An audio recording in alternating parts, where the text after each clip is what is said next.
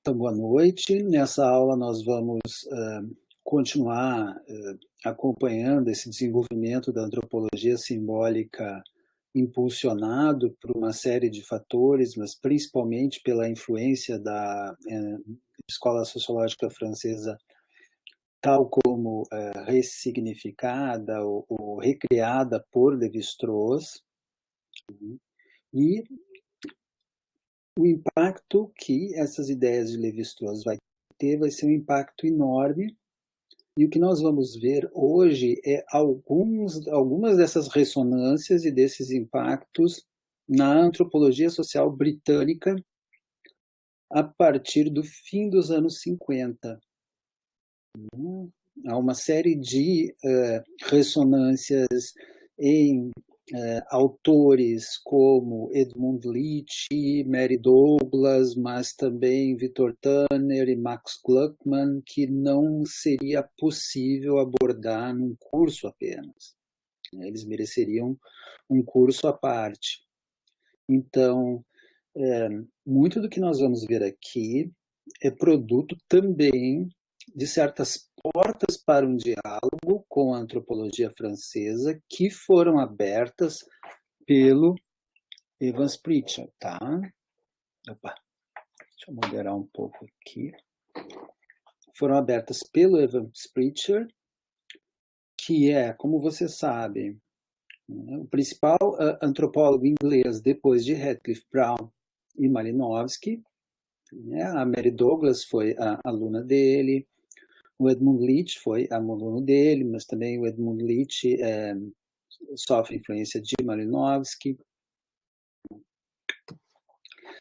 Eu destaquei esses dois para a aula de hoje porque tanto o Victor Turner como o Max Gluckman,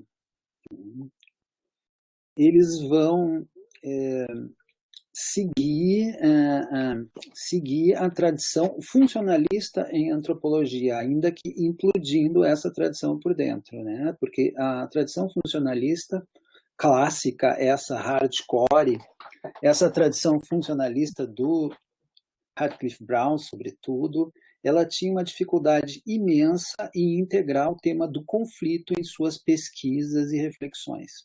Ou seja, era um paradigma que via a forma, né, e perguntava pela função dessa forma. Então, a forma era o que o arranjo de relações sociais que foi denominado como estrutura por Radcliffe Brown.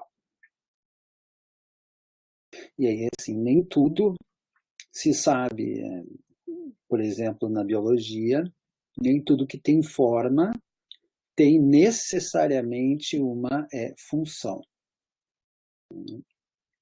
Ou a função, ou o papel e o significado de uma instituição, de um comportamento, né, de uma linguagem determinada, de um código, eles podem ter uma autonomia e uma complexidade que não se reduz ao simplismo, né, dessa ideia de função. É uma ideia das ideias mais contestadas pelos seguidores das gerações seguintes de Radcliffe Brown, como por interlocutores tanto na América do Norte como na França.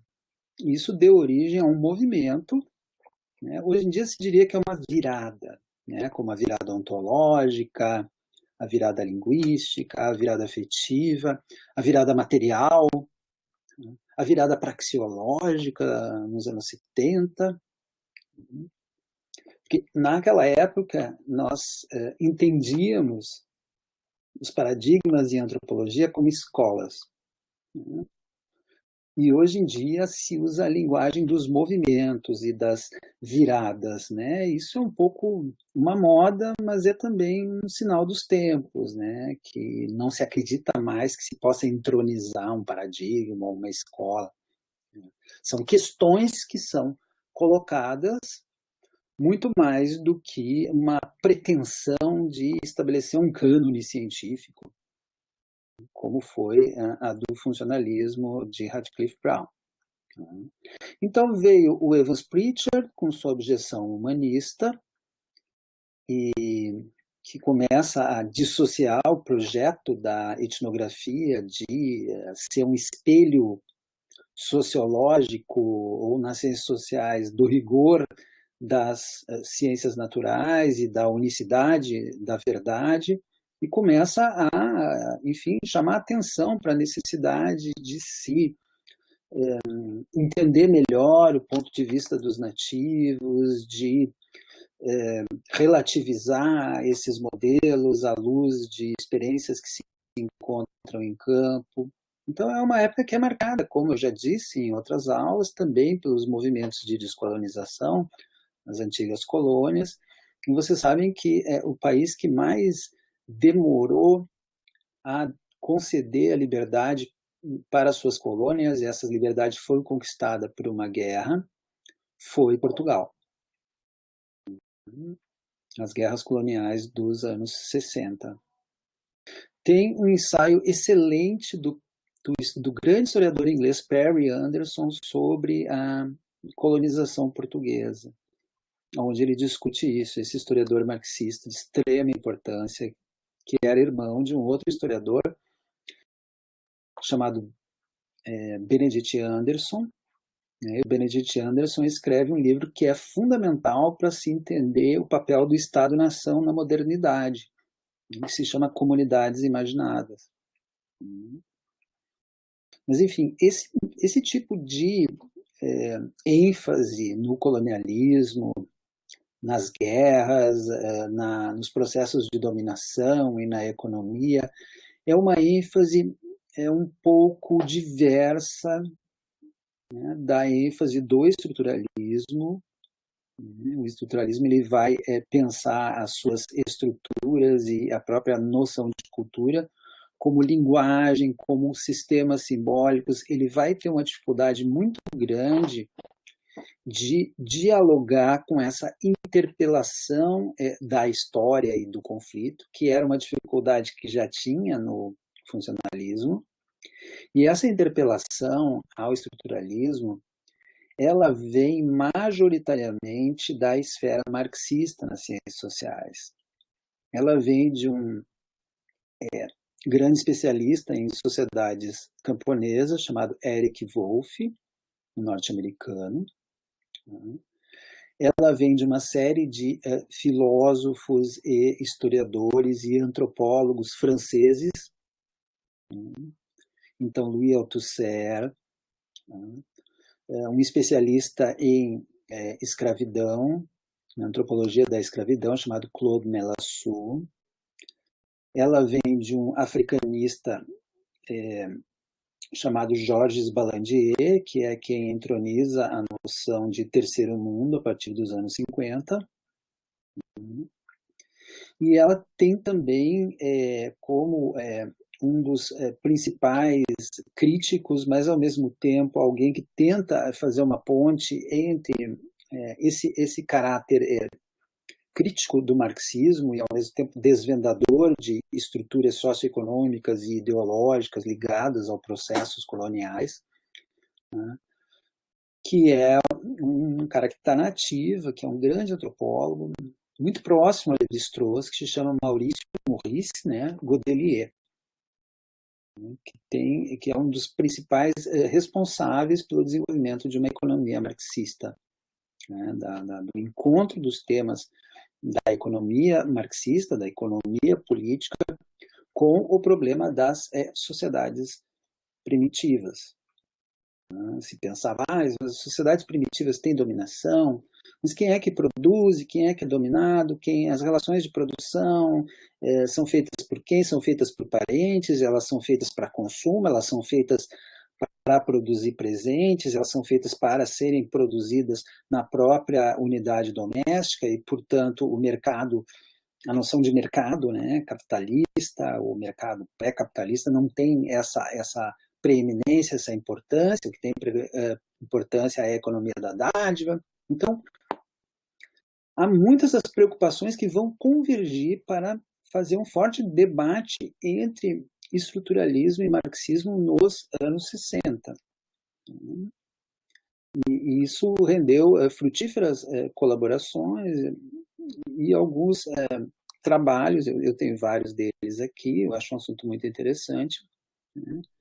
E os irmãos Anderson certamente acabam tendo uma influência dentro da antropologia, que depois também vai ser a influência, né, de discípulos do Michel Foucault, como Eduardo Said, que escreve um livro fundamental nos anos 70, chamado Orientalismo, que fez a cabeça de muita gente, como também a influência do Bourdieu, que faz ali uma síntese entre marxismo, Durkheim e Max Weber. Quer dizer, é uma época muito fervilhante, você tem o encontro da descolonização, dos movimentos estudantis, da contracultura, dos anos 60, né? E essas figuras de que eu vou falar hoje são personagens de transição a partir do Evans Pitcher na Inglaterra, que é a Mary Douglas, né, que nasceu em 1921 e morreu em 2007, né, e o Edmund Leach, que viveu de 1910 a 1989. Ambos antropólogos muito criativos e originais, com um trabalho de campo muito robusto, ao estilo do Malinowski. A Mary Douglas entre os Lely do Kassai, e o Edmund Leach entre os grupos Han, que é uma etnia onde é Myanmar agora, que era antigamente a Birmânia. E esses trabalhos de campo para os antropólogos, que é geralmente o trabalho que a gente faz no doutorado, eles marcam a gente pela vida toda. Eles marcam a gente pela vida toda. Muito do nosso modo de interpelar e fazer interlocução com os nossos colegas tem a ver com as interrogações que a gente se faz e faz para os nossos interlocutores e situações dentro dos nossos trabalhos de campo. Então, não foi diferente nas trajetórias da Mary Douglas e do Edmund Leach, naturalmente, sob essa égide de uma imensa influência da Revolução Estruturalista a partir dos anos 50, né, que foi uma revolução na linguística, na semiótica, na geografia, na economia, mas, sobretudo, tendo como ciência piloto a linguística, mas como grande cavalo de batalha e desbravador de caminhos o Claude Lévi-Strauss, certo? Então, esse movimento que se estende da Inglaterra para os Estados Unidos, né? Na Inglaterra, algumas das figuras mais importantes são a Mary Douglas, são Edmund Leach, mas é também o Victor Turner, e nos Estados Unidos com Clifford Geertz, né? E com Marshall Sahlins, e Marshall Sahlins que morreu na semana passada, aos 90 anos, é um dos antropólogos mais influentes da antropologia contemporânea, eu diria que é o último dos grandes de sua geração, né, e é o autor da próxima aula. Eles vão formar esse movimento que vai enxergar no símbolo, né, a dimensão fundamental, né, a propriedade essencial do objeto da antropologia, que é a cultura. Então, a função simbólica, como diz o Marshall Sahlins, é a propriedade essencial dos sistemas culturais. Então, não existe utilidade de uma instituição, existe o significado de uma instituição. Então, eles vão se perguntar sobre os significados dos processos sociais, tal como enunciados pelos atores, né, pelos informantes, pelos interlocutores no trabalho de campo, e também vão, com esta influência da semiologia, que eu descrevi na aula sobre Lévi-Strauss, enxergar a cultura, seja como texto, no caso do Clifford Geertz, seja como uma espécie de sistema que tem a sua gramática, que tem a sua lógica, que tem a sua articulação interna e que tem a sua autonomia. Então, ele deve ser visto como uma linguagem para essa tradição estruturalista, né? A cultura deve ser vista como uma espécie de linguagem, com seus sistemas todos, como eu já falei bastante para vocês, né? E esses sistemas eles têm uma autonomia. Então, se nós pensarmos o estruturalismo na sua vertente francesa, né, e também na sua vertente inglesa, o que vai se chamar de neo-estruturalismo britânico, né, ali nos anos 60, com Mary Douglas e com Edmund Leach, nós vamos ver esses autores fazendo uma antropologia comparativa, mas é uma antropologia comparativa de sistemas simbólicos, né? É uma antropologia comparativa de mitos, de noções de poluição e de tabu, né, que é essencial na discussão da Mary Douglas. Nós vamos ver o problema da comestibilidade, a discussão dos tabus alimentares nos hebreus do Antigo Testamento, a partir da discussão do Levítico, que é o texto que eu indiquei para a aula de hoje, né, as abominações do Levítico, mas não só ela discute, né, esse era um tema muito comum na exegese do Antigo Testamento. E também nós vamos pensar na questão dos insultos verbais e como é que eles se relacionam com categorias linguísticas e com ambiguidades entre sistemas de classificação. Então, vamos por ordem. Então, a Mary Douglas foi uma pessoa, talvez desses dois, ela foi a mais influente, a mais conhecida fora do âmbito da antropologia. A Mary Douglas, ela tem uma formação católica, no que ela se afinava com o seu mestre, Evans Pritchard. Tá? Ela tem uma formação católica e ela tende, isso é tem intelectuais ingleses que que têm essa característica, ela tendeu a ter posições que eram mais conservadoras, né, no sentido sociopolítico. Isso não é estranho num país que tem uma longa monarquia, que tem instituições que são muito antigas, etc. Então, por isso houve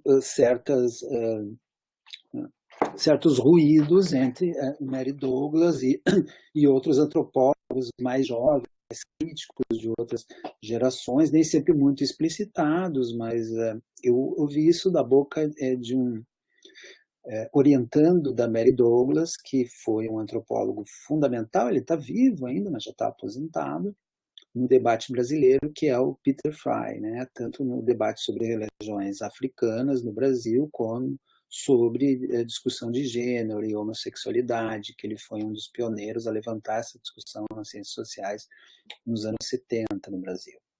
E ele, orientado pela Mary Douglas, ele fez trabalho de campo na África nos anos 60. E depois ele voltou e fez trabalho de campo em Moçambique, etc. Mas ele se radicou no Brasil a partir da década de 70.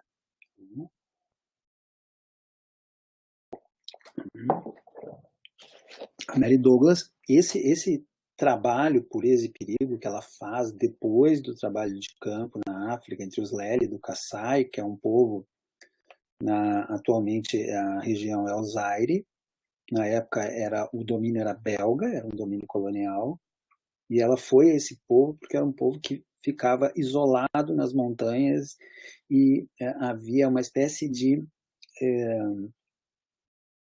busca, né, aos indígenas, aborígenes ou nativos. Essa linguagem ela vai variar de acordo com o contexto, como eu já comentei em outras aulas. Tá? A antropologia ela tem uma espécie de centro de gravidade etnográfico, né, e que é aquilo que se considera a cidade velha da antropologia, suas fontes matriciais, em povos indígenas mais isolados. Vocês veem, quando o Levi-Strauss faz as suas expedições ao Brasil, ele vai procurar os Nambiquara, que era um povo muito isolado. O Malinowski ele vai aos Trobriand, que também era um povo isolado, ali na Melanésia. O Radcliffe Brown vai aos Andamaneses.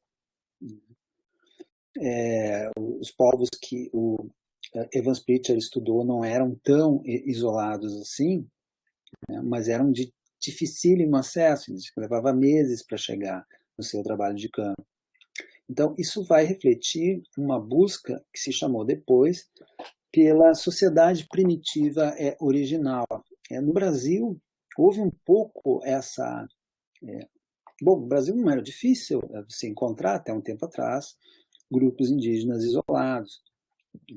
Mas havia uma espécie de busca de povos indígenas isolados como uma espécie de santo graal da antropologia.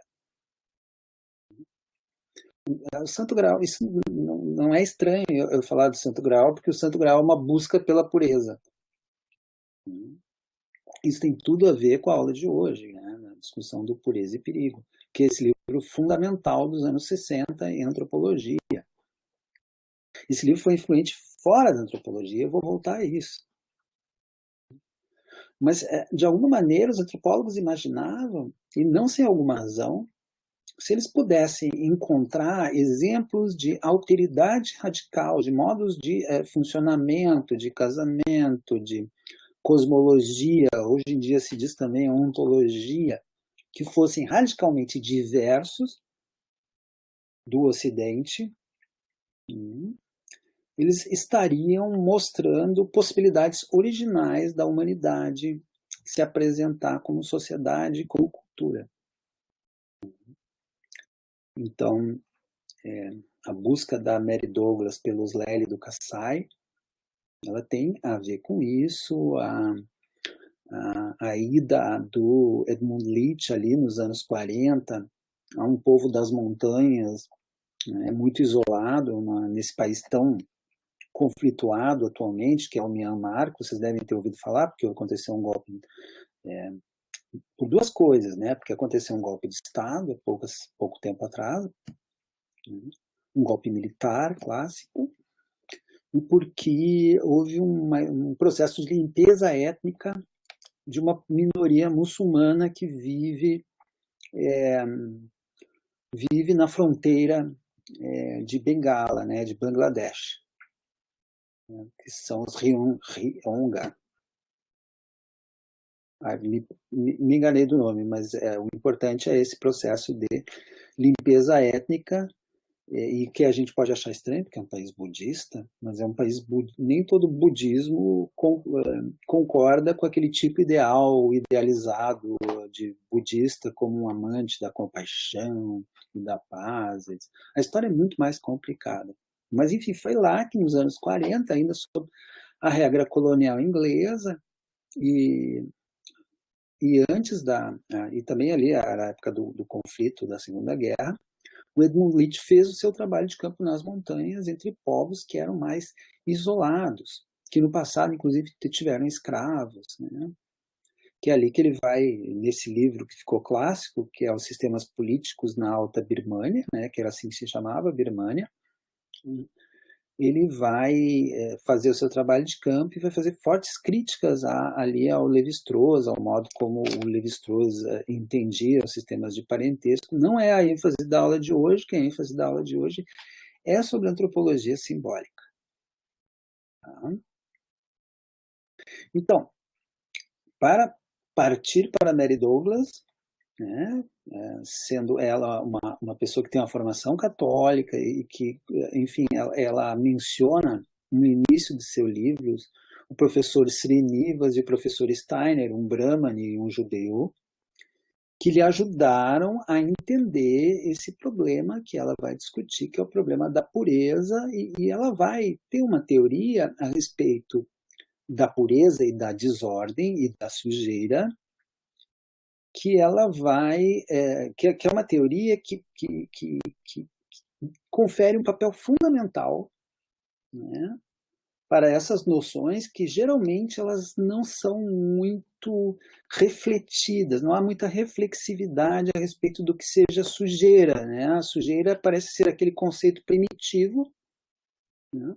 Parece ser aquele conceito primitivo sobre o qual nós não pensamos muito, né? Porque nós pensamos a sujeira a partir das nossas noções modernas de higiene, né? E nós pensamos a sujeira e a higiene como sistemas naturais. E ela vai pensar a partir de uma antropologia simbólica comparada as ideias de sujeira e de higiene como parte de sistemas simbólicos mais amplos, né, que, como totalidades, todos eles têm uma noção do que é desordem ou sujeira.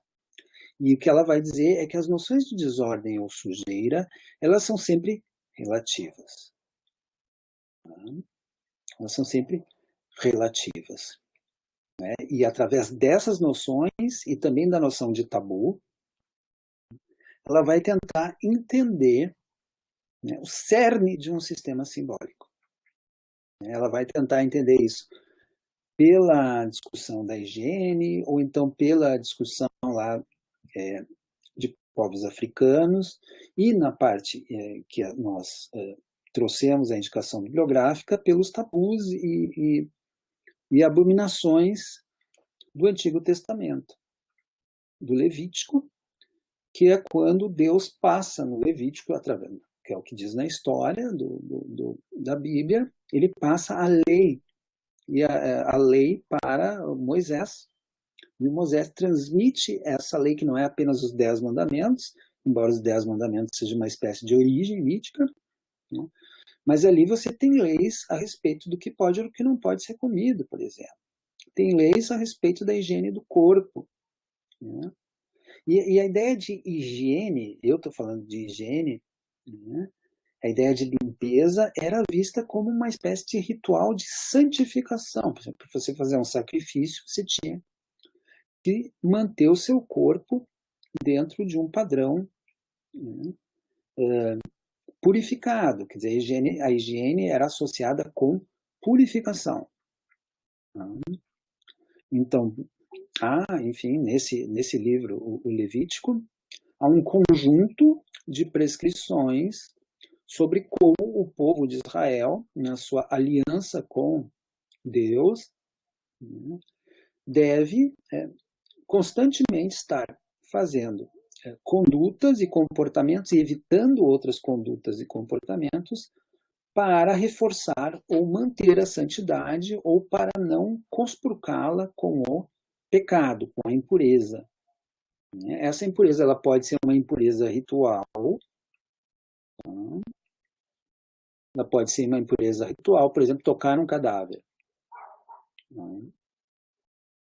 Tocar num cadáver não é cometer adultério. Ou então, enfim, ou então um homem ter uma relação sexual e ele fica impuro porque ele perdeu o sêmen. Isso aparece ali no Levítico. Ou então uma mulher menstruada que estaria num estado de impureza. Então, são uma série de manifestações corporais que devem ser observadas, né? E depois disso as pessoas têm que tomar um banho, e tem um banho ritual para isso até hoje. Tem grupos judaicos ortodoxos que seguem várias dessas prescrições, embora não possam seguir todas. As prescrições de maior interesse para nós são as interdições, ou as leis dietéticas. As leis dietéticas no judaísmo, né? E que para muita gente ela se resume à ideia de a proibição do consumo de carne de porco, que deu muita discussão ao longo da história, que essa proibição também é uma proibição dos muçulmanos.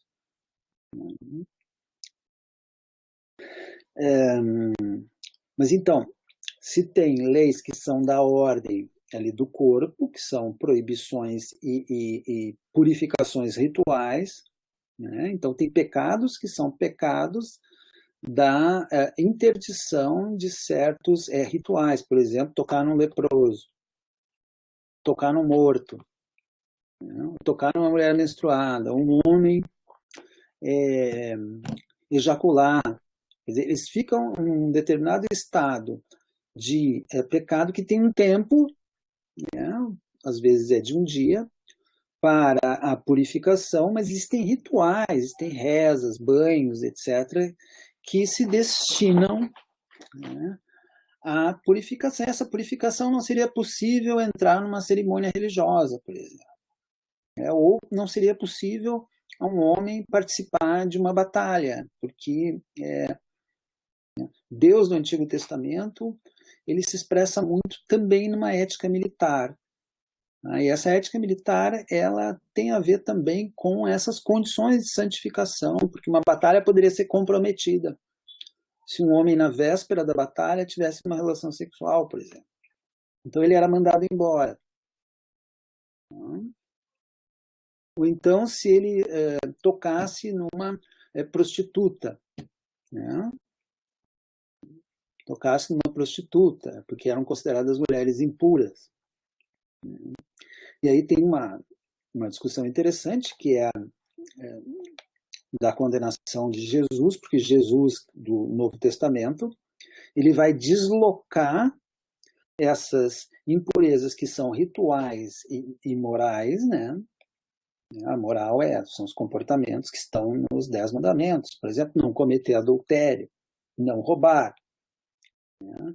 São tipos de pecados que provocam impureza, né? E essa impureza é a negação de uma ordem que deveria ser perfeita. E essa ordem no judaísmo antigo, ela é equacionada à santidade. Então, essa concepção de santidade como uma busca constante, um conjunto de interdições rituais e de gestos que têm um valor ritual importante, de afastamento de comportamentos que são tabu e de evitar fazer cometer pecados. Tá? Ela é diferente, ela é relida e ela é quebrada enfim, ela é contestada no cristianismo. A pureza, essa pureza, a santidade no cristianismo, a partir dos evangelhos sinóticos, né, dos 4 evangelhos, sobretudo no evangelho de Marcos, isso está no texto da Mary Douglas, ela passa a ser uma pureza do coração. Então vejam, Jesus cura os leprosos, ou seja, ele toca os leprosos, ou seja, ele está cometendo um pecado ali, pela ética religiosa judaica. No episódio da Madalena, ele vai ter com uma mulher impura, né? Ele tem com homens que vai ter com homens e que vão formar seus discípulos, né? Que são ou de uma origem simples enfim, ou eram mal vistos, né? Então gente com potencial de impureza muito grande, né? Ele ressuscita um morto, ele toca naquele morto, que é o Lázaro. Então, esse conjunto de ações já seriam motivo para uma revolta, né, do establishment hebreu da época contra ele. Quer dizer, então, se perguntar, mas por que perseguiam Jesus? Ninguém sabia, é só você olhar a ética religiosa judaica, né, e os tabus, e o magistério de Jesus e seus comportamentos, para vocês entenderem. Então, essa impureza, depois, pelos apóstolos e pelos escritores cristãos, essa pureza ela vai começar a ser compreendida como uma pureza de intenções, é o que vai se chamar uma pureza de coração, ou seja, uma pureza interior. Então, é claro que vão ter códigos morais a respeito do sexo fora do casamento, a questão sexual é uma questão importante também ali no Levítico, né? É claro que o problema do adultério vai ter uma condenação do que eles chamavam de sodomia, que era a homossexualidade masculina. Enfim, há uma série de preceitos, né, que hoje em dia não são aceitáveis assim, para uma ética moderna, mas que são supostamente seguidos por determinados grupos religiosos mais radicais ali dentro do judaísmo. E no cristianismo, do ponto de vista ritual, quer dizer, os sacrifícios são abolidos, porque os sacrifícios eram admitidos no judaísmo antigo, né, até o fim lá do último templo, né, ali no 1º século da era cristã. Mas o sacrifício que se faz no cristianismo é ali a missa, ou então a interdição ritual, a interdição de comer carne de boi ou então a prescrição de comer peixe na Semana Santa, especialmente na Sexta-feira Santa, né? É o dia de maior interdição alimentar dentro do cristianismo, né? E o cristianismo, ele, para usar uma conceituação de uma historiadora das religiões chamada Karen Armstrong, enquanto o judaísmo ele é uma religião da prática correta, tá? Ou seja, você tem que seguir um monte de normas, não importa se você acredita em Deus ou não. Tá? Não adianta você acreditar em Deus e não observar as normas. É melhor uma pessoa que observa as normas e não acredita em Deus, para vocês terem uma ideia. Enquanto no caso do cristianismo, não se trata de ortopraxia, mas de ortodoxia. É a crença, né, e as motivações interiores que elas vêm do coração, que são as mais importantes. Né? Então, as antigas práticas, por exemplo, a circuncisão, todas aquelas interdições alimentares, especialmente o consumo de carne de porco, de camarão, de ossos, elas continuam, desculpa, elas são abandonadas no cristianismo. Até porque poderia se pensar numa espécie de estratégia de proselitismo, né? Porque, embora o judaísmo seja uma religião universalista, no sentido de que ele tem uma visão mais abstrata, uma ética acima do ritual, etc., etc., né? Da onde provém as suas ações rituais, e que ela se pauta na busca pela santificação, né? Isso é muito enfatizado pela Mary Douglas. Ele não é uma religião de conversão, né? Como o cristianismo. Então, o cristianismo se prolifera, né? E ali pelo século IV ele já é dominante no Império Romano. Vai ter mais cristãos do que pagãos. Pois bem, essa legislação do Levítico, que é uma legislação tendente à santificação, tá? Ela vai sofrer uma série de análises que não satisfazem a Mary Douglas e que ela vai chamar a principal delas, ou seja, os rituais de higiene do Antigo Testamento era a forma com que alguns legisladores administravam a saúde pública, dizendo, você vai comer determinadas coisas que são sujas ou não, ou você vai se lavar tantas vezes, porque isso seria uma espécie de maquiavelismo religioso para atingir o fim que era a proteção da saúde pública. Esse tipo de explicação, que ele é vigente desde o tempo do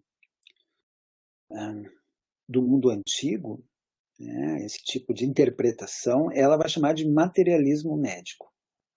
Você vai enxergar a proibição do consumo de carne de porco no judaísmo como uma forma de se prevenir de um animal que seria muito sujo, etc. Só que essa referência à sujeira, ela não se encontra no Antigo Testamento, ali no Levítico. O que você vai encontrar, em primeiro lugar, é uma divisão dos animais do firmamento, animais que estão no ar e animais que estão na terra. Os animais que estão na terra são os animais de quatro patas. Tá? E desses animais de quatro patas, é claro que os animais comestíveis ali naquele povo de pastores, que era a comunidade do judaísmo antigo ali, da Canaã, de Israel, eram bois, eram ovelhas, eram cabras, tá? E eles conheciam o consumo de carne de porco, eles conheciam a criação de carne de porco, que eram de povos vizinhos. Tá? Só que no Antigo Testamento há uma espécie de proibição de consumo de carne de porco, porque não obedecem aos critérios pelos quais esses animais da terra, que são animais de quatro patas, uma proibição da comestibilidade de alguns, tá? E uma indicação da comestibilidade de outros. E quais são os comestíveis? Né? Para esses animais de quatro patas, né? São os animais de casco fendido e que são ruminantes. Tá? Então, deixa eu pegar aqui, porque eu sempre esqueço quais são. Eu sei que os bois, por exemplo, as ovelhas, elas correspondem a esses dois critérios, o casco fendido e a ruminação. Só que o porco não. O porco tem o casco fendido, mas não rumina, por exemplo. E também o coelho era proibido, porque parece que, enfim, não obedecia. Agora, esqueci, eu tenho que pegar o texto aqui para vocês, né? Então, detalhes me escapam, porque são muitos detalhes. Deixa eu pegar aqui o texto da Mary Douglas.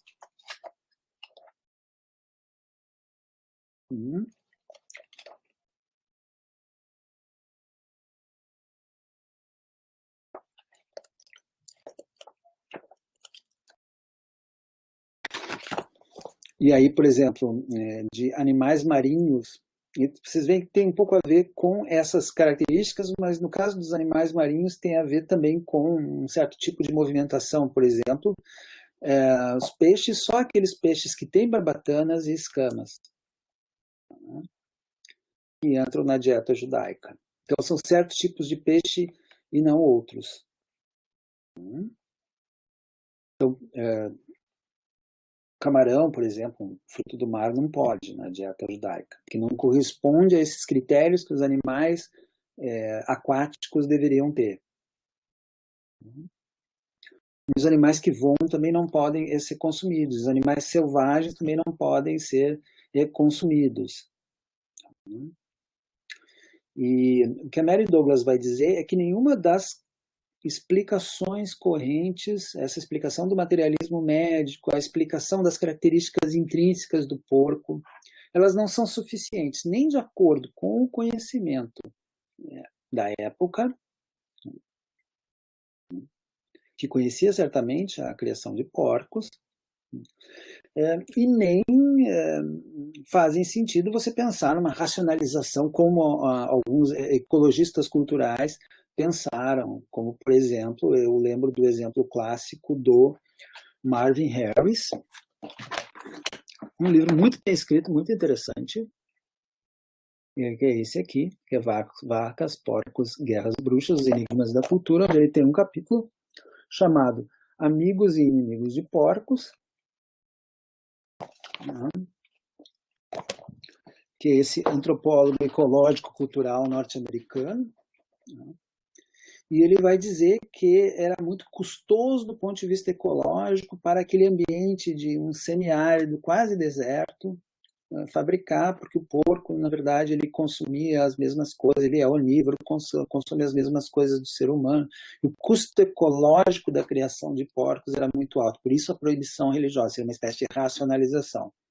Isso seria um tipo de materialismo médico, né? Da mesma maneira que alguns autores vão invocar a higiene, ou seja, o conceito posterior e moderno de higiene, para justificar esse tipo de proibição alimentar, que não fazia sentido na época. O Marvin Harris vai invocar razões ecológicas. Então, essas razões ecológicas, elas são estranhas, né, aos princípios básicos da antropologia simbólica. Isso se acentua muito se nós depois lermos a obra do Marvin Harris, que também vai falar sobre isso. Esse utilitarismo, é claro que em algum nível todas as sociedades são práticas e utilitárias. Mas se elas fossem tão práticas e utilitárias, elas não proibiriam né, num período de fome, o consumo de determinados tipos de insetos ou animais e tal. Então, por exemplo, um dos insetos que escapa à proibição, que se tem de quase todos os insetos aí no Levítico, de consumo alimentar desses insetos, é, é o do gafanhoto. Algumas espécies de gafanhotos, porque eles pulam, poderiam ser consumidos, por exemplo. Esses gafanhotos existem, por exemplo, na história das pragas egípcias. Então, alguns insetos vistos como praga, e num outro contexto alimentar, eles são permitidos para consumo, embora não fosse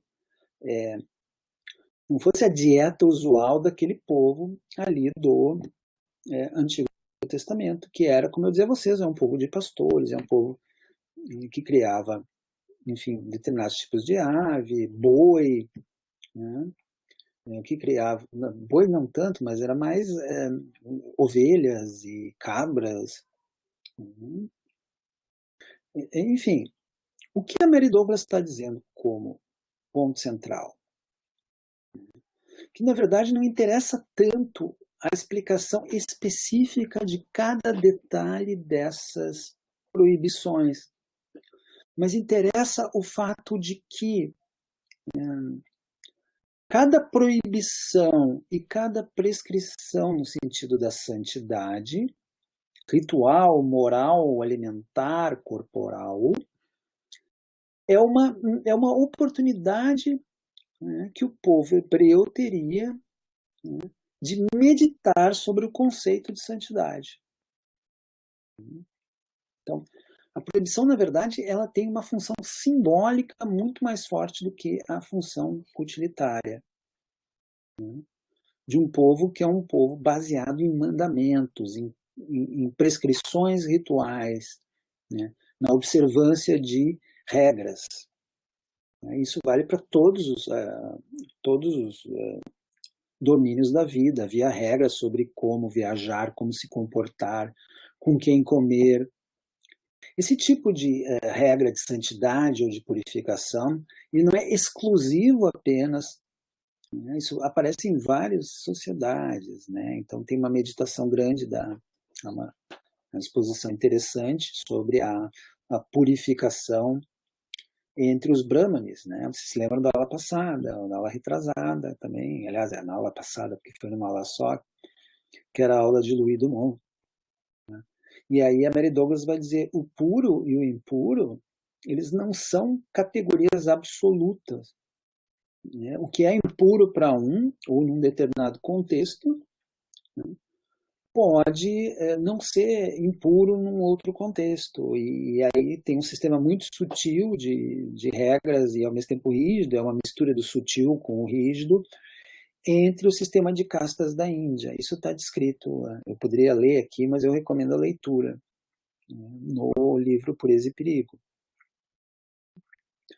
Então, o que está em questão quando está se falando em abominações, em pureza, em impureza, é uma certa ideia de ordem cosmológica, moral, no caso dos judeus ali, que é uma ordem prescrita por Deus, que é a figura, que é o ente supremo e de suprema santidade, né, e que para manter esse pacto deve-se fazer a observação de todo esse conjunto de prescrições. Né?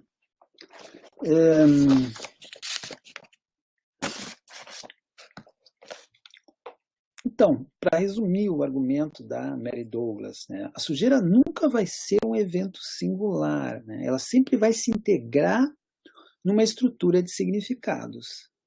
Tá? Ela vai dizer, onde há sujeira, há sistema. Tá? Onde há sujeira, há sistema. Tá? Então, onde há sistema, existem anomalias e ambiguidades, que são os elementos desajustados de um padrão. Né? Mas eles vão servir para balizar os limites do nosso sistema. Então, a sujeira, ela é universal nesse sentido, mas relativa em termos de seus conteúdos. ela, sendo fundamentalmente uma desordem, aquilo que não pode ser aceito, ela vai servir para um grupo entronizar aquilo que é padrão.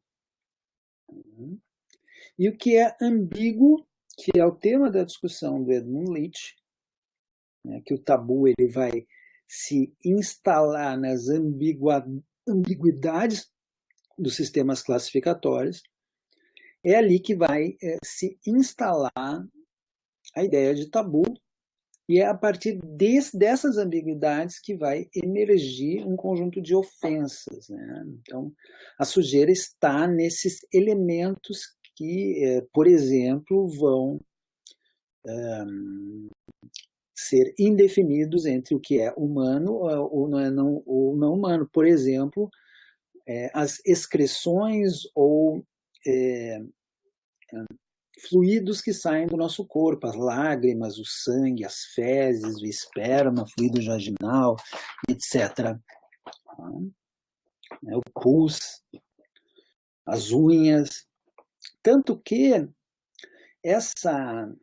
esses elementos, aí só para entrar no Edmund Leach, eles vão adquirir valor ritual e eles podem ser, inclusive, mesmo que considerados impuros de acordo com um determinado sistema simbólico, eles vão servir para a realização de rituais mágicos.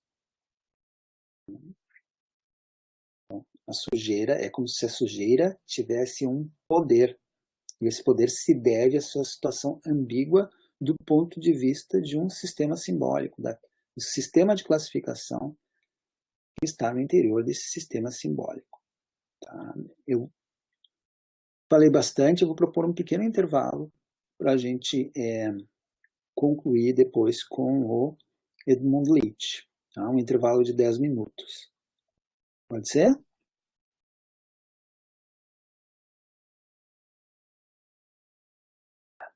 Pode.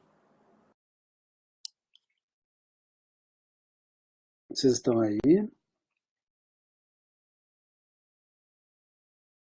Sim. Ok.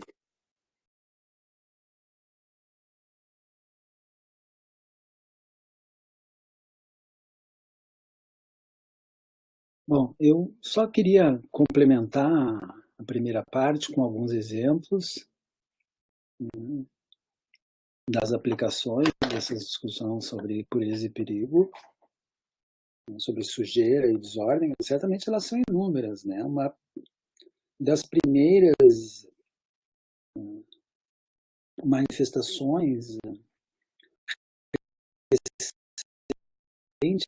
desse problema e são os contágios e os rituais de higiene, né? As normas de higiene e adventícias, né, supervenientes por conta da pandemia de Covid-19. Que é esse de lavar as mãos, de usar máscara, de usar álcool gel, de manter o distanciamento social, porque uma das características da epidemia é essa capacidade de contágio. Essa ideia de contágio ela é anterior à ciência moderna, à epidemia moderna, né, as epidemias modernas. Ela é uma ideia, na verdade, de origem ritual e religiosa. Depois ela é secularizada, né, e acaba entrando, né, na órbita dos conceitos e realidades tratadas pela biologia e pela medicina. Se pode quantificar, se pode determinar potencial de contágio, se pode interpretar uma situação à luz desses contágios, porque nós temos um conhecimento bacteriológico, que vem desde o século XIX, e depois um conhecimento virológico, um conhecimento genômico, um conhecimento epidemiológico. Mas para a nossa discussão, e aí eu estou lembrando um artigo de uma colega do Rio de Janeiro, que esqueci o nome dela agora, me vem na cabeça, que escreveu a respeito de como as pessoas ressignificam dentro do seu espaço doméstico, ou seja, dentro das suas casas, as normas de higiene, né? As normas de, enfim, tirar a roupa, quando chegar em casa, tirar o sapato, tomar banho, como lidar com alimentos. Então havia uma discussão sobre o grau de higienização e as técnicas de higienização que se deveria fazer com os produtos comprados fora de casa. Então, o grande processo se inicia nesse ambiente liminar, a partir da porta, que é o lugar por excelência, né, o hall de entrada. Né, às vezes as pessoas deixam sapatos fora de casa, onde esses processos de purificação para evitar o contágio se estabelecem. Isso tem tudo a ver com a discussão de pureza, perigo, sujeira, desordem e contágio da Mary Douglas. Então, essas recomendações, elas podem ter níveis de ressignificação e intensidade que são individuais, são subjetivadas no interior de cada espaço doméstico, por cada pessoa que está, enfim, refletindo a respeito dessas demandas. E isso no sentido de manter puro esse ambiente doméstico, evitando o contágio. Quer dizer, eu estava falando a respeito dos componentes materiais, das recomendações a respeito de componentes materiais, como roupas, alimentos, sapatos, enfim. E aí, assim, também há uma discussão constante sobre uso de máscara, que máscara, quanto tempo se pode usar uma máscara, etc. E há muitos relatos de pessoas que afirmam, né, que mesmo tendo seguido normas rígidas de proteção e higiene, se contaminaram.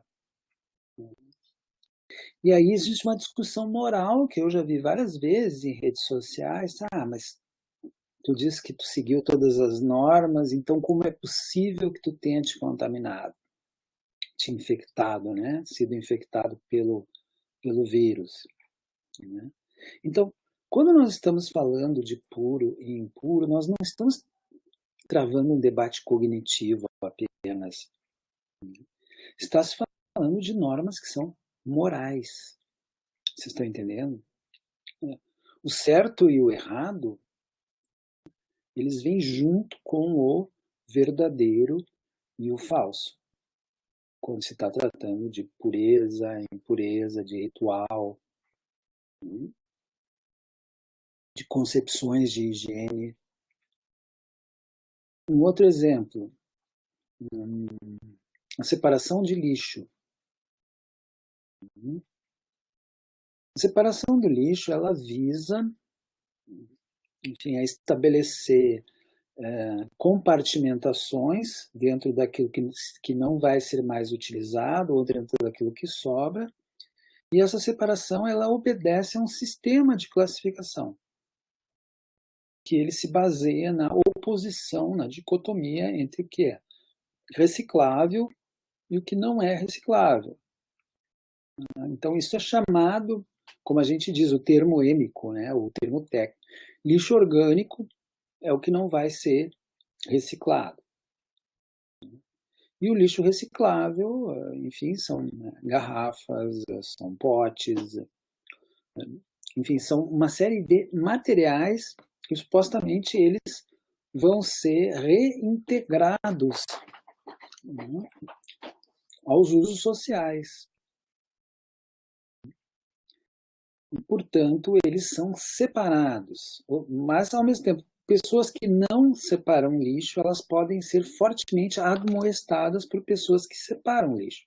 Porque essa separação não é apenas um procedimento técnico. A separação daquilo que é puro, santo, né? E pureza, etimologicamente, tem a ver com separação. Tá? Eu tenho um belo dicionário, pouco conhecido, chamado Dicionário de Metáforas Filosóficas, que tem um verbete interessantíssimo sobre pureza.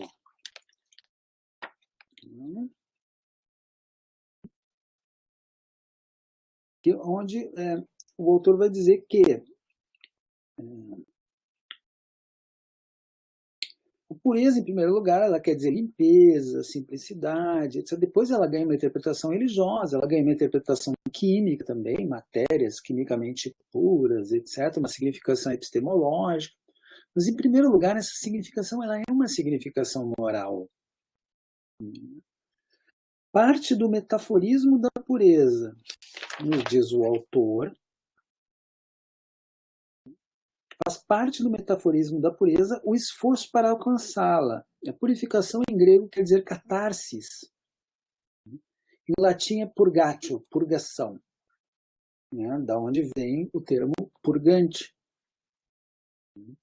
que é aquele tipo de laxante antigo que tem o objetivo de fazer uma limpeza intestinal, né? Obrigando as pessoas, enfim, a produzirem fezes em quantidade. É isso que o purgante faz. Né? Mas purgatio, em sua origem, ela tem a ver com purgação. E a ideia de sagrado, a gente sabe, desde o Durkheim, né, ela é interpretada como algo que está em separado. Né? E aí tem o termo sacer. O termo sacer tem até um livro interessantíssimo de um cara chamado George Agamben, chamado Homo Sacer. E esse sacer, esse sagrado que no Antigo Testamento é o santo, aquilo que é santificado, e que se opõe ao profano, pode ser um espaço, pode ser uma pessoa, pode ser um objeto. Para se adentrar nesse tipo de espaço, ou para se chegar, é preciso um tipo de catarse ou purificação. Isso nós discutimos bastante na primeira parte da aula. E como as concepções judaico-cristãs vão trabalhar essa ideia de pureza.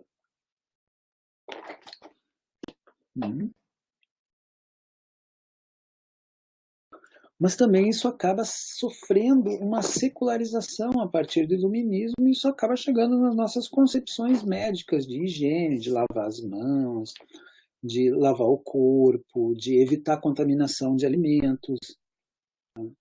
Para eu dar um exemplo para vocês,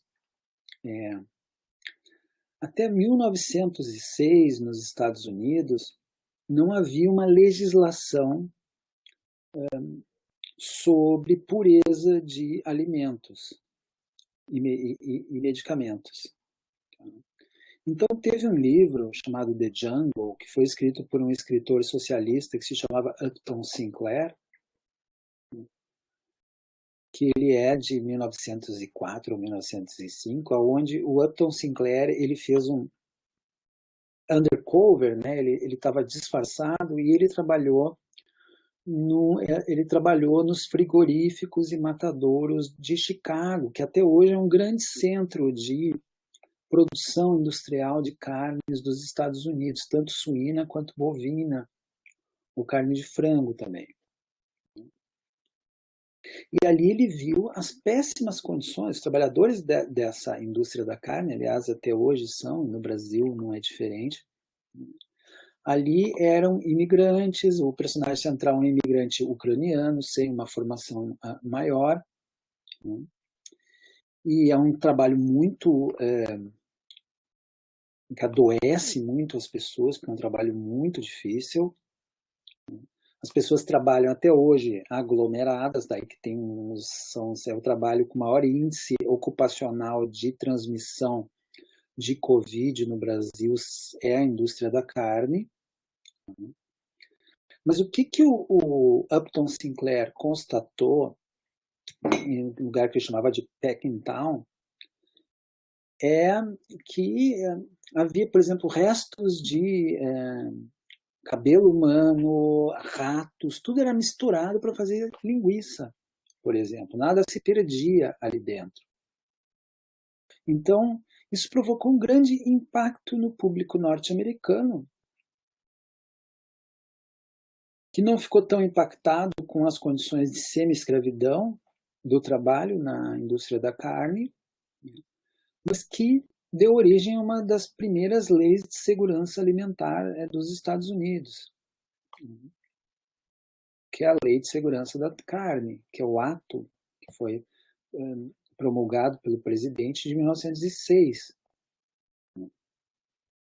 e que tinha a ver com este horror à contaminação na indústria da carne. Depois há toda uma evolução dessa legislação.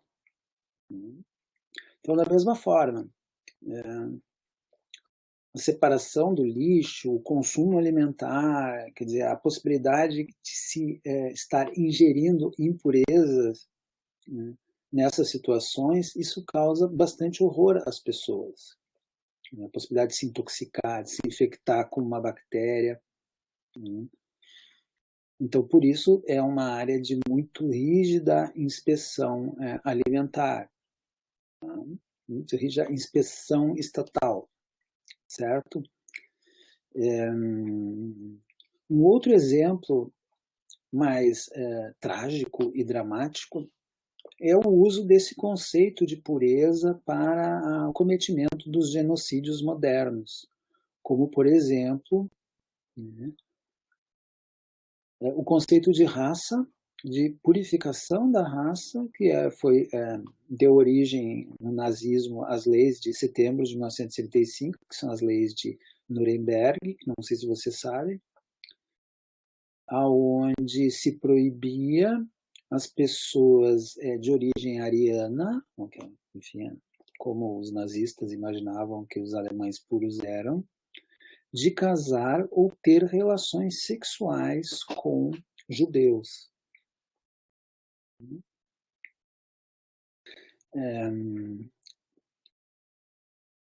E depois o extermínio nos campos de concentração, enfim, e depois genocídios que não são apenas o Holocausto, mas também o genocídio de Ruanda. Eles participam desse tipo de construção de um inimigo interno que é um inimigo vital, que é um inimigo racial. E a purificação da raça, ela passa por uma desumanização deste elemento que se quer propositalmente eliminar da população. Então é uma espécie de sociodarwinismo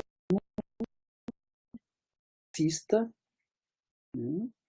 sociodarwinismo racista, esse darwinismo biológico e social, certamente o Darwin não concordaria, que foi o regime nazista. Né? Então, se vocês pegarem, por exemplo, a propaganda que ataca os judeus nos anos 30, na Alemanha nazista, nos anos 30 e 40, ela vai representar os judeus como ratos, que é um animal impuro. Ela vai representar, aparecem os judeus ali do leste europeu, barbudos, pobres, e vai representar eles como ratos. Por quê?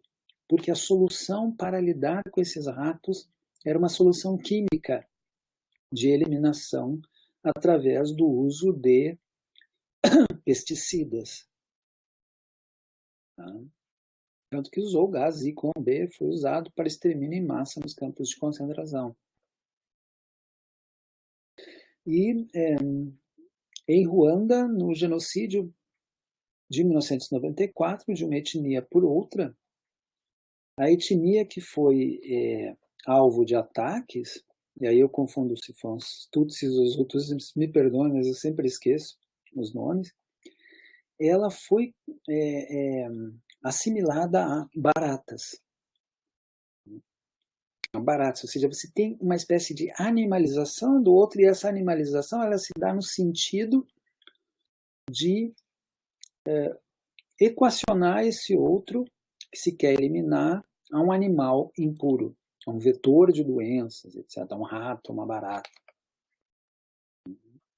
Então, esses processos são construídos por políticas de Estado. Bom, enfim, há muitos exemplos que eu poderia trazer, só gostaria de mencionar o trabalho do Edmund Leach, que ele vai num caminho um pouco diferente, né? E eu já adiantei algumas características, né, da discussão, como vocês veem aqui, né, da discussão do Leach. Né? E o Leach vai dizer que... Opa, não, é aqui.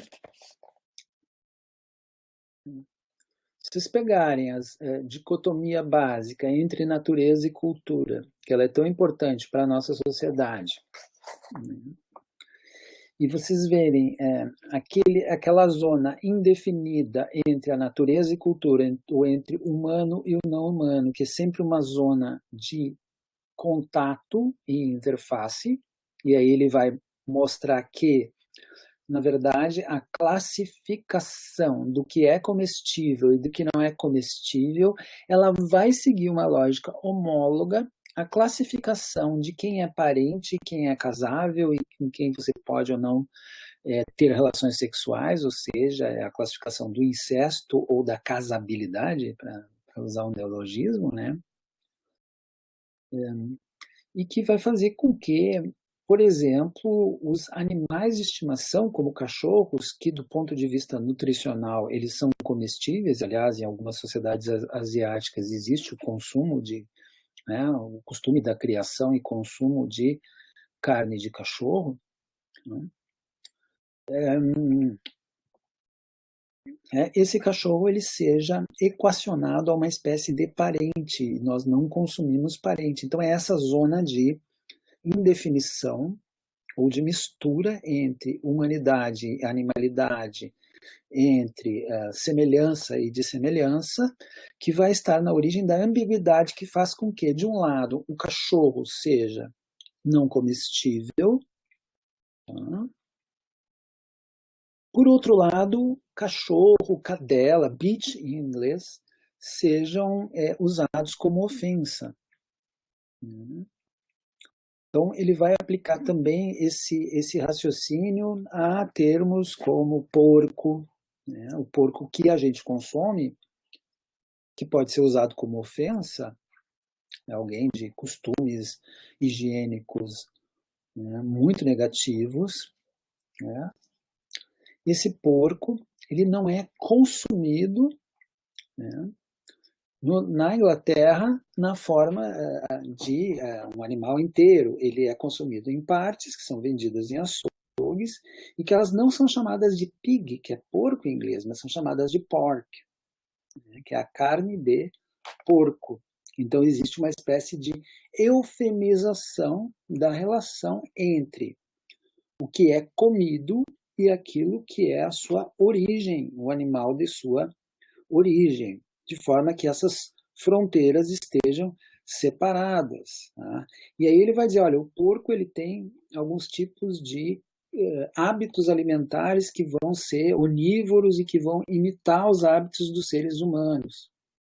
Ao mesmo tempo, ele é um animal que tem um comportamento de chafurdar na lama, de estar relacionado à sujeira. Então, ele está nesta ambiguidade, na sua mimetização da humanidade e no seu comportamento considerado baixo, ele acaba sendo matriz de uma ofensa. Então, estas ofensas que são oriundas dessa zona de tabu, entre áreas que são perfeitamente dicotômicas, essas zonas de interface, de indefinição e, portanto, de ambivalência, né, elas vão ser uma matéria simbólica muito fértil para uma preocupação com as fronteiras e, ao mesmo tempo, elas servem para a criação de ofensas, né? Por isso que o nome do texto é Categorias Animais e Insultos Verbais. Aspectos antropológicos da linguagem, é uma reflexão sobre linguagem. Tanto que ele está dizendo, olha, eu estou analisando a terminologia inglesa. Você se lembra da discussão sobre linguagem e simbolismo da aula sobre estruturalismo. Há uma arbitrariedade nos sistemas linguísticos. O que é ofensa, o que é usado como ofensa num país, pode não ser usado como ofensa em outro país. Toda a categorização ela é dependente de uma visão de mundo, de um sistema simbólico que são sempre singulares. Né? Embora uma associação seja quase universal, que se encontra, que ele vai mencionar, é entre o ato de comer e a relação sexual. É por isso que ele vai fazer uma conexão entre a comestibilidade, né, e a sexualidade permitida ou não permitida. Né? O que essas análises de sistemas simbólicos fazem é uma espécie de equacionamento, o que o Lévi-Strauss vai chamar de homologia, ou seja, a mesma lógica, entre códigos ou sistemas de ordens diferentes, o sistema do parentesco e o sistema da comestibilidade.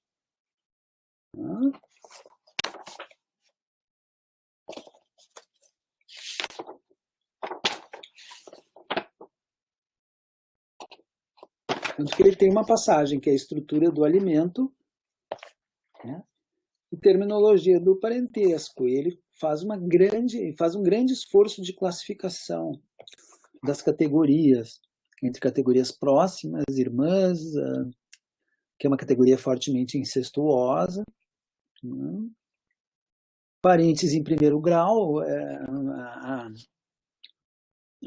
aplicação do juízo de incesto a parentes de primeiro grau, como primos e primas, etc., é sempre muito controvertida, né? E tanto que tem muitos casamentos que são feitos com primos e primas, né?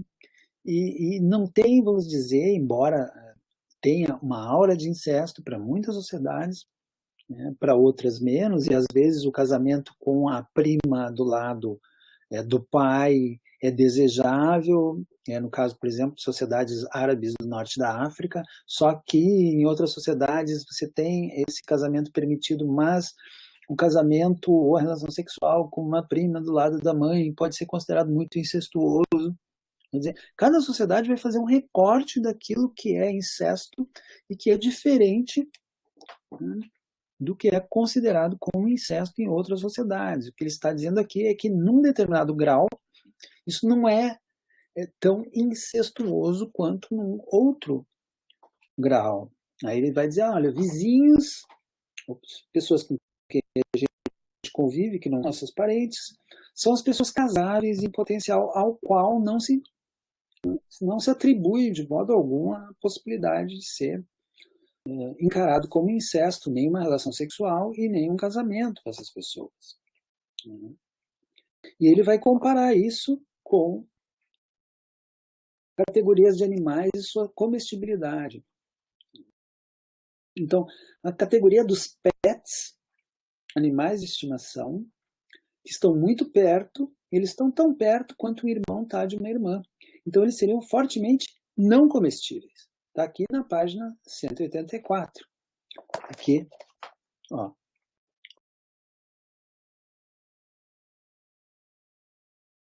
Bom, se perde um pouco,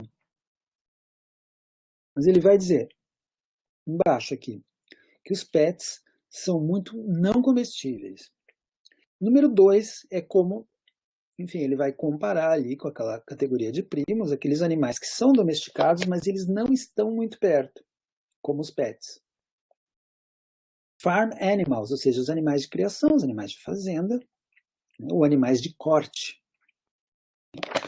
Na maior parte comestíveis, mas somente se novos ou castrados. Ele vai fazer uma série de considerações e desenvolvimento. Raramente comemos um animal de corte sexualmente intacto e maduro. E aí, num terceiro nível, que são os animais de campo, caça, que ele vai comparar com aquelas pessoas que são afins potenciais, etc., né, que se pode ter relações sexuais pré-maritais. Uma categoria com a qual alternamos amizade e hostilidade. Animais de caça vivem sob a proteção humana, mas não são domesticados. São comestíveis na sua forma sexualmente intacta, mas são mortos somente nas estações apropriadas do ano, de acordo com um conjunto estabelecido de rituais de caça. Pois bem, a caça também é um tipo de sistema que é culturalmente relativo, o que se pode ou que se não pode caçar, quem pode, que animais podem ou não ser caçados, né? E que, portanto, deve ser visto com cuidado empírico e etnográfico. Essa construção de um sistema, ela está valendo para uma sociedade, mas ela não necessariamente está valendo para outras sociedades. Aí ele vai fazer uma relação aqui, né? Ele chega também em animais selvagens distantes, aqueles que se veem só no zoológico, que não se encontram sob controle humano e não são comestíveis. Ele está da mesma forma pessoas, mulheres, em relação a um homem que estão em outros países com o qual não se tem contato. Porque ele escreveu não tinha internet também, né? Então não tinha como casar com essas pessoas. Então ele vai fazer uma espécie de homologia entre os dois sistemas, o sistema da comestibilidade, de acordo com o grau de proximidade ou distância dos animais e com o modo de relação que nós temos com eles, né? E o grau de proximidade ou distância entre pessoas humanas, né? E a possibilidade que nós temos de casar ou ter relações sexuais com essas pessoas. Então, a ideia dele, ela parte dessa conjunção comparada entre dois sistemas que são diferentes. Isso é um raciocínio tipicamente estruturalista.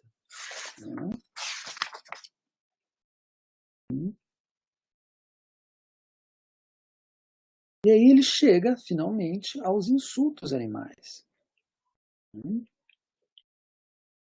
E aí, né, em inglês, né, bitch, por exemplo. Bitch é cadela, mas todo mundo que vê filme americano já viu isso sendo usado como um insulto. É um insulto muito forte. Mas não sei, mas pode ser uma categoria, por exemplo, afetiva também.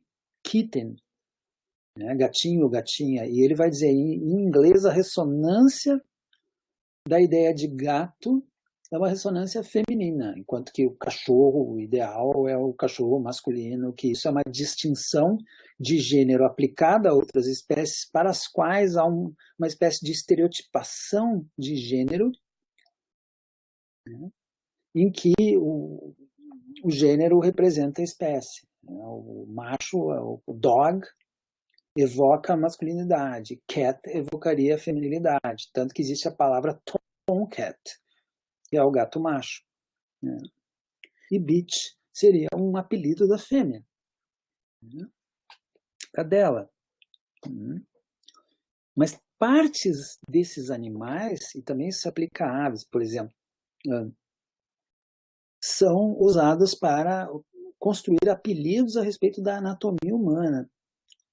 Por exemplo, cock quer dizer galo, alusivo em inglês ao pênis, né? Pussy, né, alusivo à vagina, né? E o pussy que quer dizer gatinha em inglês, né? E o ass, que é a bunda, o traseiro, cuja origem é o animal asno. Então, há toda uma construção dependente de um sistema simbólico para o qual as áreas de tabu são essas áreas relacionadas à zona de margem ou interface entre coisas que não podem ser misturadas, tá? Humano e não humano, né? Ou que no simbólico, no plano simbólico, seriam equacionadas a elas.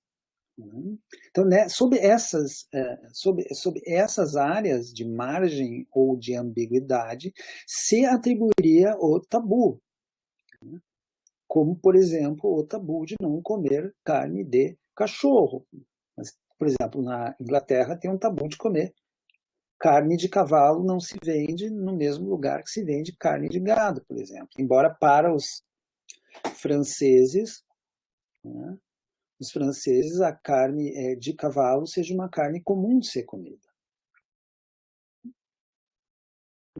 Então, o lugar onde se vende uma e outra é diferente na Inglaterra, embora se possa vender, né, mas não é muito bem vista no sistema hegemônico, né, porque isso está dependente da relação que nós temos com esses animais. O cavalo tem uma ambiguidade, porque o cavalo, há pessoas que têm uma relação afetiva muito próxima com o cavalo, né, há relações de cavaleiro com o cavalo ou com égua, né, e que são relações muito humanizadas, mas ao mesmo tempo o cavalo é criado como gado também, inclusive no Brasil, para exportação. Então, são espécies para as quais a relação que se tem com elas é uma relação ambivalente. Tá? Então, o papel das ambivalências dos comportamentos e dos sistemas de classificação e como eles são relacionados a diferentes domínios, como eu falei, o parentesco e o domínio alimentar, eles acabam sendo fortemente investidos de um valor que é moral, porque permitem refletir sobre sujeira e asseio, ou pureza e impureza, tá? Mas também é um valor de construção dos limites do sistema, que esses sistemas simbólicos são sempre sistemas sociocosmológicos. Eles estão falando da relação dos humanos entre si ou dos humanos com os não humanos. Tá? Então, vocês veem a vitalidade desses estudos sobre sistemas simbólicos dessa antropologia simbólica. Uma boa avaliação dessa antropologia simbólica foi feita recentemente por um artigo de uma antropóloga americana chamada Sherry Ortner, o que é muito interessante, porque essa antropologia simbólica é um movimento que teve muita força dos anos 60 aos anos 80. E nós vamos continuar na próxima aula falando sobre isso. Nós vamos retomar o estruturalismo numa das leituras mais originais, que é a leitura do Marshall Sahlins, esse antropólogo que morreu recentemente, aos 90 anos, e que aplica a antropologia estrutural, né, aos encontros entre europeus e polinésios no século XVIII, por exemplo, no Havaí, nas Ilhas Fiji, mas também vai pensar a Grécia Antiga, vai pensar o basquetebol cubano, vai discutir economia com os marxistas. Então, ele tem uma trajetória muito interessante. Os textos dele são alguns dos textos mais criativos que eu já li assim, na reflexão antropológica. Então, eu estou à disposição agora para, enfim, se tiver alguma pergunta, alguma coisa que não foi coberta. O tema é vasto, ele tem muitos detalhes na sua riqueza etnográfica.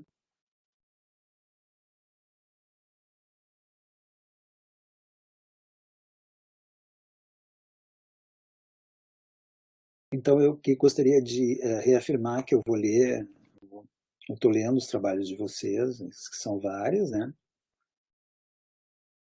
E que eu pretendo ter o retorno até a semana que vem. Tá?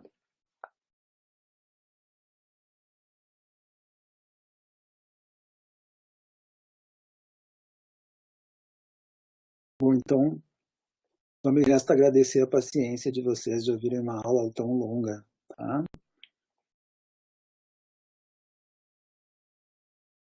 E se vocês estiverem satisfeitos, a gente pode encerrar por aqui hoje. Não, da segunda resenha não tenho condição ainda. Tá? Sobre a resenha, Vitória, sobre a primeira resenha, quem entregou está com nota máxima. O retorno é apenas um retorno qualitativo, né, a respeito da resenha. Não vai ser uma nota menor ou maior sobre a resenha, tá? Então não fiquem ansiosos com isso. Não, eu não quero que tenha esse tipo de medo. Tá? O papel aqui é um papel pedagógico, de tentar orientar se está bem feito, o que poderia ser feito, se fazer melhor, tá? Eu quero que vocês percam um pouco esse medo, tá? Claro que numa prova a gente vai dizer, olha, alguns vão ser melhor que outros, não é justo que quem se esforçou muito tenha a mesma nota de quem não se esforçou. Mas o meu objetivo é um objetivo centrado no aprendizado, certo, gente?